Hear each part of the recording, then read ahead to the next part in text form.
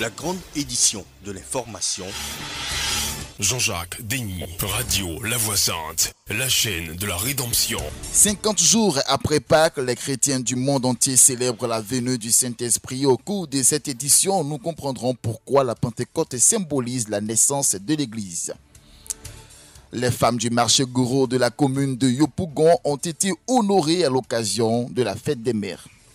Et toujours en Côte d'Ivoire, dans la même commune Yopougon, le groupe scolaire Sogefia de Yopougon a primé ses meilleurs élèves que vous entendrez au cours de cette édition. Bienvenue à toutes et à tous.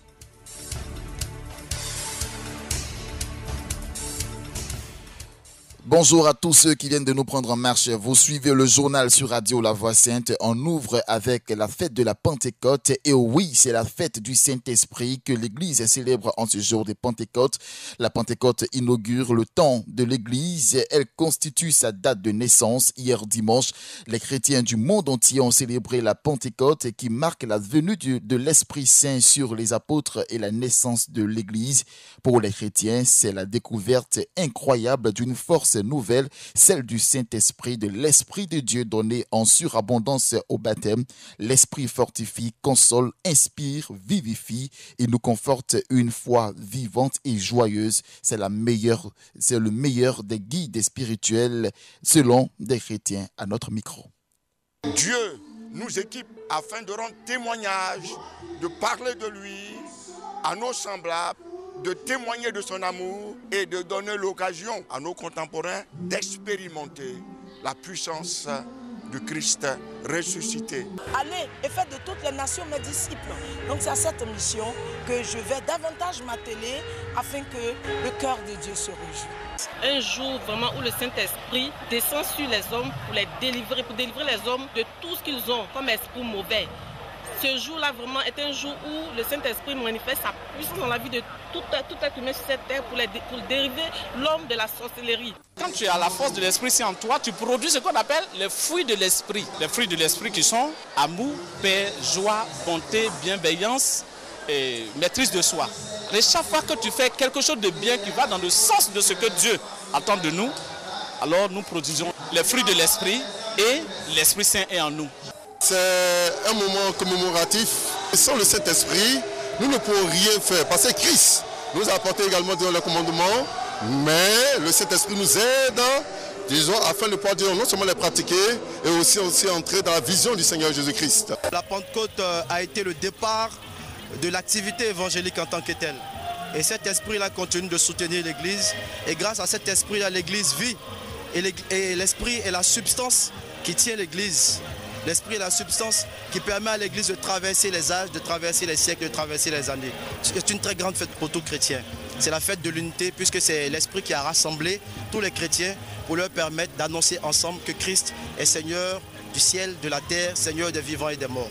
En ce jour béni, je voudrais souhaiter une bonne fête à toute la Côte d'Ivoire, au président de la République et à tous les Ivoiriens. En ce jour glorieux de la descente de l'Esprit Saint, je souhaite la bonne fête à tout le monde et surtout pour la réconciliation de ce pays. C'est la descente de l'Esprit Saint sur nous et nous profitons aussi de cette journée pour souhaiter une bonne fête dans toutes les familles, dans toutes les nations, et que l'Esprit Saint inonde les cœurs et que tout le monde se sente bien.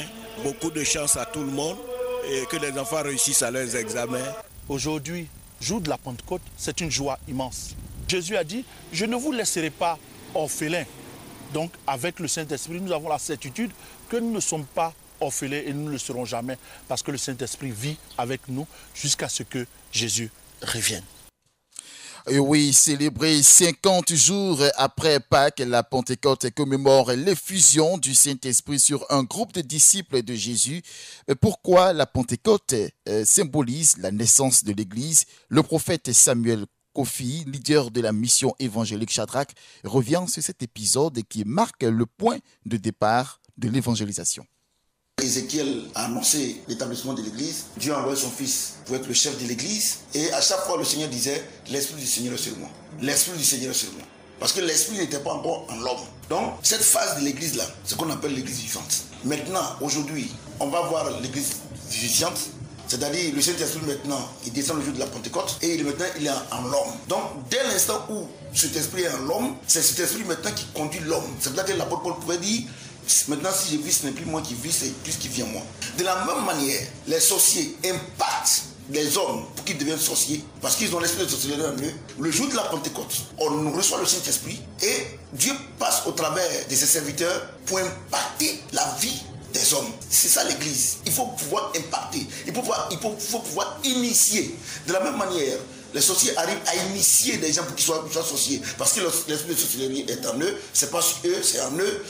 Quand tu as le Saint-Esprit en toi, c'est en cela que tu peux convertir les gens. Parce que tu arrives à les initier. C'est ce qu'on appelle l'église vivifiante. L'église qui donne la vie de Christ. Or, avant la Pentecôte, personne ne pouvait donner la vie de Dieu à quelqu'un.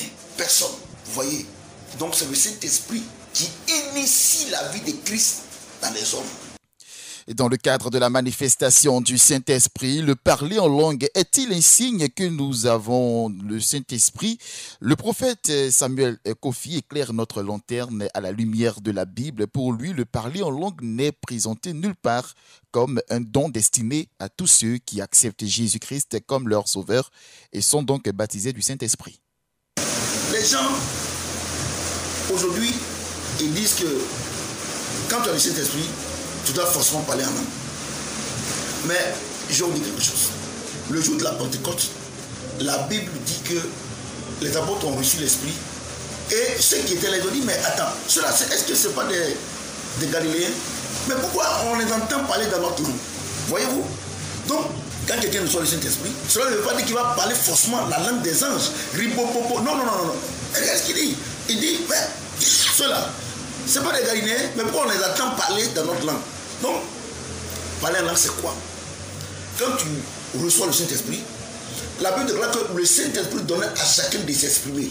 Donc, le Saint-Esprit peut te faire parler baoulé, il peut te faire parler bété, il peut te faire parler l'anglais, il peut te faire parler une langue que le Saint-Esprit lui-même il choisit. Non. Je n'ai pas dit qu'on ne peut pas faire ça. Mais tu peux recevoir le Saint-Esprit. Comme on était à Yopougon, dans mon début avec le Seigneur, on était dans une église, à Yopougon évangélique. Il y a une vieille maman, bété, qui parlait l'anglais. Elle parlait en langue, mais c'était l'anglais. Mais elle n'est jamais partie à l'école. Mais tout le monde était étonné. Voyez-vous? Donc il faut que les gens comprennent. En réalité, les gens ont besoin d'enseignement. Ils ont besoin d'enseignement. Aujourd'hui, les gens, ils ont tendance à vouloir faire croire aux gens que quand tu as le Saint-Esprit, quand tu es rempli de l'onction, il faut faire tomber forcément les gens. Non. Vous savez, il y a une chose. Le diable, il est très rusé. Le diable, là, il est très rusé. Qu'est-ce qui se passe? Quelqu'un qui a l'esprit du diable en lui, quand tu n'as pas le Saint-Esprit, tu as l'esprit du diable en toi. Parce que dans le jardin d'Éden, il y avait deux arbres. L'arbre de la connaissance du bien et du mal. Et l'arbre de la vie. Vous voyez?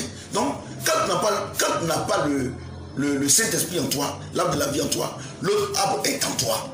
Forcément est en toi.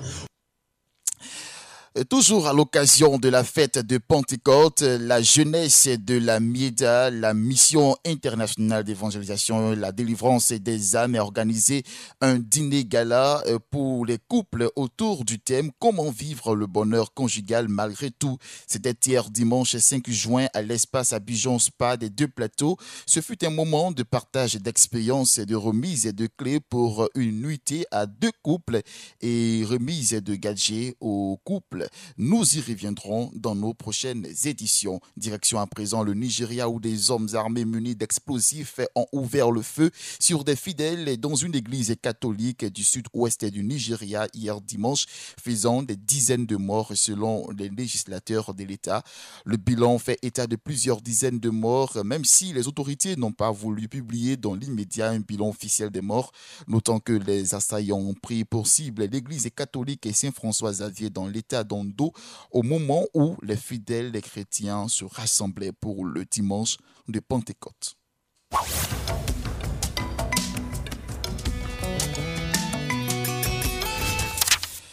À l'occasion de la fête des mères qui s'est tenue le dimanche 29 mai 2022, les femmes du marché Gouro de la commune de Yopougon n'ont pas été oubliées. Elles ont été magnifiées pour leur implication dans le développement du secteur du vivrier en Côte d'Ivoire. Honorer une femme, une mère, c'est d'avoir recherché la bénédiction. Et oui, elles ont été honorées par le ministre Adama Diawara qui a salué l'engagement de ces braves dames pour leur contribution dans le développement du pays. Un fonds sera mis en place pour les accompagner, sinon pour accompagner leurs différentes initiatives. La femme, la mère, constitue un véritable levier pour le développement du pays. Alors vous comprenez bien donc qu'il est logique que nous célébrions, que nous honorions les femmes. Surtout lorsqu'elles sont de grandes actrices de développement, telles que le sont les femmes gourou, en ce sens qu'elles contribuent grandement à la sécurité alimentaire du pays. Les meilleurs élèves du groupe scolaire Sogefia antenne de Yopougon Carrefour Lokwa ont été récompensés le jeudi 2 juin 2022 au cours d'une cérémonie de remise de prix organisée par l'ONG Nouvelle Vision pour Issoufou Koulibaly. Au nom des primés, l'élève Doudou Kipré a exprimé sa gratitude aux parrains tout en promettant de continuer à exceller dans les études.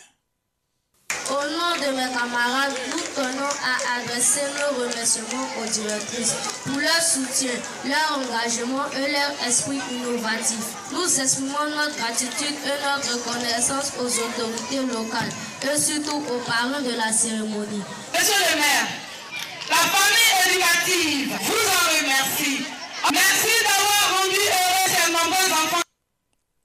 Parrain de la cérémonie de remise de prix, le premier adjoint au maire de Yopougon, Issoufou Koulibaly, a adressé ses mots de félicitations et d'encouragement aux écoliers avant de les inviter à maintenir l'effort. Soyez rassurés de notre engagement à vos côtés pour que davantage vous puissiez apporter le meilleur de vous-même à cette école.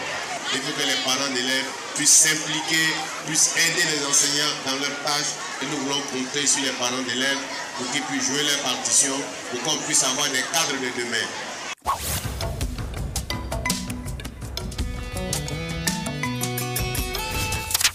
Au sommet de la CEDEAO à Accra, au Ghana, aucune décision n'a finalement été prise. Et sur le Burkina Faso, la Guinée et le Mali, concernant les sanctions, la CEDEAO se penche sur les sanctions face aux putschistes ouest-africains, mais ne tombe pas unanime sur les décisions. Les dirigeants ouest-africains réunis à Accra se sont séparés samedi sans s'entendre sur les sanctions à l'encontre des régimes putschistes du Mali, du Burkina Faso et de la Guinée. Ils se retrouveront donc le 3 juillet prochain dans la capitale ghanéenne.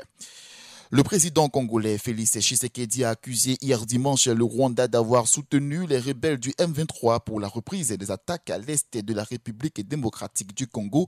Il était en visite samedi et dimanche à Oyo, fief de son homologue congolais Denis Sassou Nguesso, qui pour sa part pense qu'il faut amener les dirigeants des deux pays à privilégier le dialogue.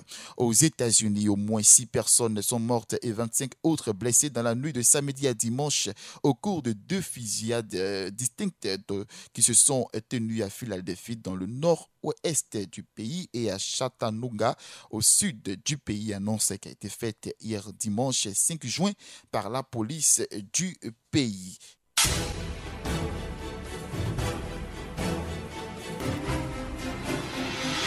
La grande édition de l'information. Jean-Jacques Denis.